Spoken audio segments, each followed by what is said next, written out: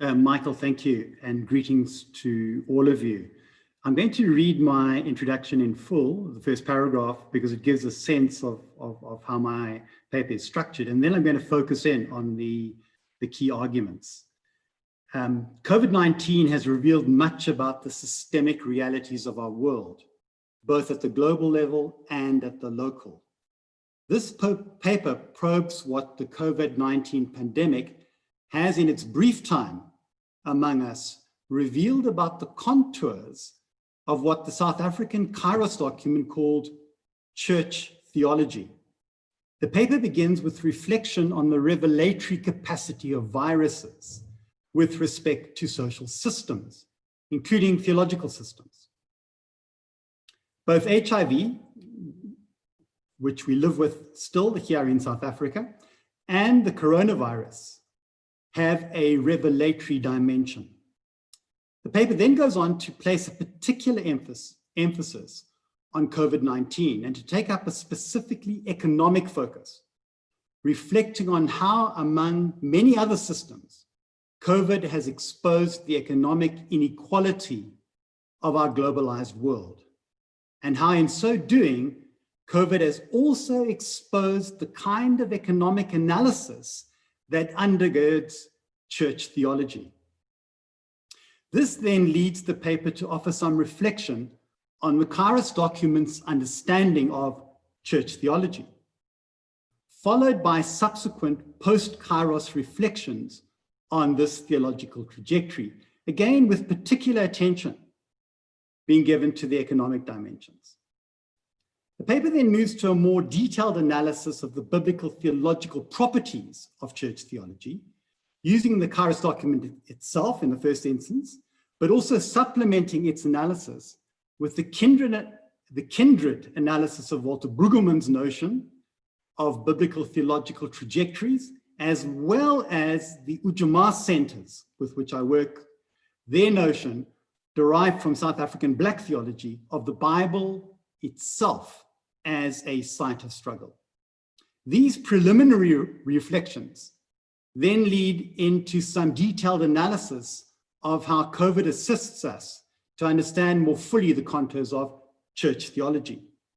Paper concludes by reiterating a reformulated version of the Kairos document's challenge to the churches, summoning South African churches to turn away from, repent from church theology towards imagined forms of prophetic theology that might engage the South African state on a post-COVID, belatedly post-apartheid settler colonial, re-envisaged, redemptive, and as redistributive, inclusive, decolonial economic order. Briefly, to say something about the revelatory capacity of viruses. This paper argues for the recognition that economic systems and theological systems are systemically aligned. I also argue that COVID offers an opportunity never to return to the oppressive order of the economically unequal normal. As Arundhati Roy recently aptly put it, reflecting on the revelatory capacity of COVID in the Indian context, and I quote, historically, pandemics have forced humans to break with the past and imagine their world anew. This one is no different, she says. It is a portal, a gateway between one world and the next. However, I argue the pervasiveness of church theology as the preferred theology of the post-apartheid churches and the post-apartheid state constrains whether and how we might walk through this COVID-enabled portal. Coming now to a section on unequal economic systems. Though COVID is a global pandemic in ways in which the HIV pandemic no longer is, having been relegated to being an indecent disease, afflicting only gays, intravenous drug users, sex workers, and Africans, COVID has uncovered global economic inequalities, along with related regional and local economic inequalities. though it is too early to expect careful theological reflection on the economic dimensions of COVID, which is why this eDARE webinar is so important, the theology that is being done indicates that the church theology trajectory is pervasive, whether by the churches or the South African state. Come now to the real focus, church theology. The 1985 Kairos document, rather remarkably, instead of redeploying old theology, did new theology. And in doing new theology, identified 3 theological trajectories within South Africa: state theology, the theology of the apartheid state; church theology, the theology of the churches; and prophetic theology, the theology of the social movements overlapping to some extent with the churches. Though the emphasis of the Kairos document was on prophetic theology, imagining, hopefully, this to be the preferred theology of the future, we can now argue that its most significant contribution was the identification of church theology, the preferred theology of the post-apartheid present. The Kairos document identified the following characteristics of church theology.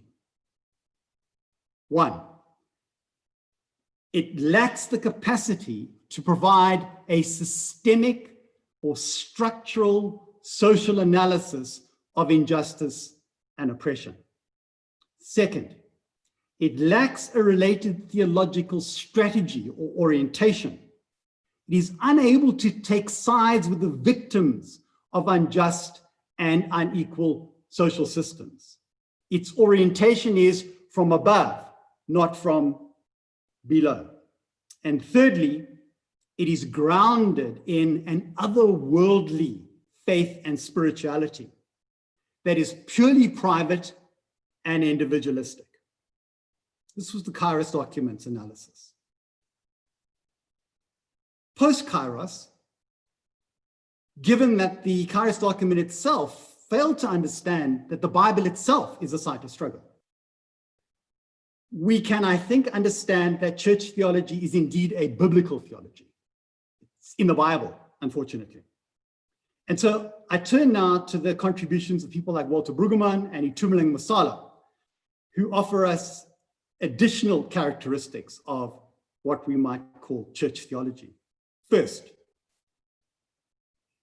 church theology comes from above and is about institutional consolidation and structure legitimation. And second, church theology is the theology of the ruling elite in the Bible and in contemporary society, both religious and secular, where the emphasis is on economic consolidation and control, consolidation and control. Now, what does COVID offer us to add to this picture?